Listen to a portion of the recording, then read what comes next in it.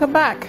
Telecoms firm Globacom Nigeria has created a solution that will help pension fund administrators effectively capture the informal sector and resolve existing challenges. That's according to head of Globacom's operations in north-central Nigeria, Mr. Akeem Yusuf.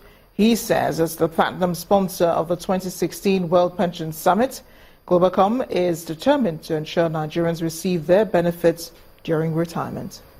From Nigeria as we speak. Africa's hosting of the 2016 World Pension Summit is one good news, but it took a more interesting turn when Globacom, a platinum sponsor of the event, announced a solution pioneered to bring fresh changes to pension administration in the country. The solutions are very, very unique. They are the first of its kind.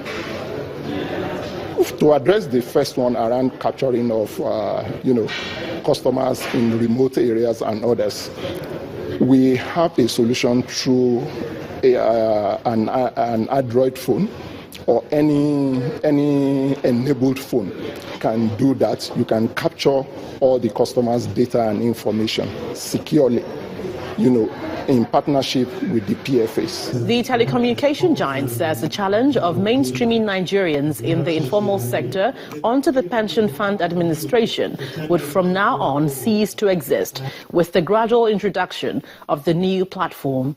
The formal sector is the only sector that is covered when it comes to pension today in Nigeria. And even for the formal sector, there is an opportunity to have about 20 million people on that platform. As I speak with you, only 7 million exist in the platform.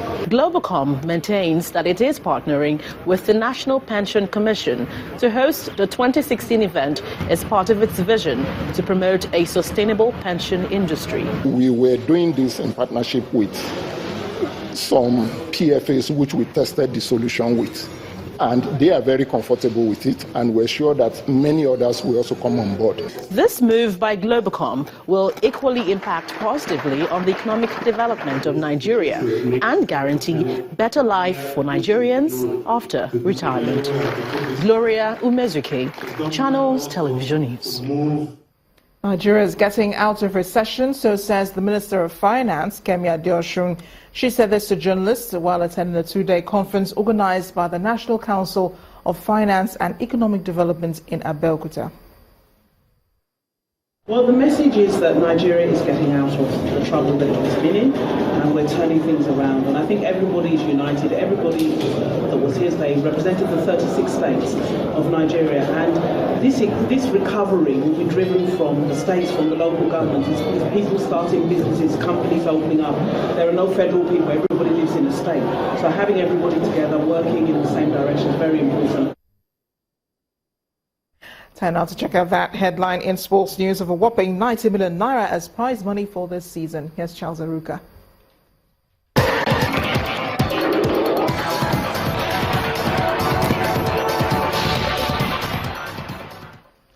Welcome to Sports News. We begin with basketball, where Nigerian-born Nneka Ogwumike has been named the 2016 WNBA Most Valuable Player after leading the Los Angeles Sparks to the second-best overall record. Ogwumike scored a total of 362 points in the WNBA MVP voting after receiving 31 of the 39 first-place votes from the National Panel of Sports Writers and Broadcasters. She'll receive a $15,000 cash reward and a specially designed trophy. In football, champions of the 2015-2016 Nigeria Professional Football League season will earn 90 million naira from the league management company. According to the LMC, the money is paid to the clubs based on their final position on the table, match attendance, fielding players under the age of 18, and hosting live broadcast matches. Enugu Rangers and Rivers United are the two clubs in contention for the big prize money as reward at the end of the season on Sunday. And in the UEFA Champions League, Theo Walcott scored twice as Arsenal put up a dominant home display against Basel. Barcelona came from behind to beat Borussia Mönchengladbach 2-1 and maintain their perfect record. And Napoli scored 3 goals in 8 minutes of the second half to beat Benfica 4-2. Celtic claimed their first point as Pep Guardiola's perfect record as Manchester City boss ended with a 3-3 draw in Glasgow. Last season's finalists Atletico Madrid edged Bayern Munich 1-0 to continue their 100% record. That's it on sports news. Back to Amarachi with the rest of the news at 10.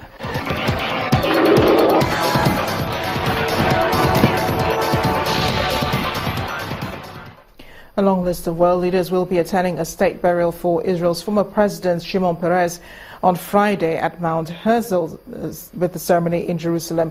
Among those expected are UN Secretary General Ban Ki-moon, German Chancellor Angela Merkel, French President François Hollande, former French President Nicolas Sarkozy, Canadian Prime Minister Justin Trudeau, Australian Prime Minister Malcolm Turnbull, and Mexican President Enrique Peña Nieto.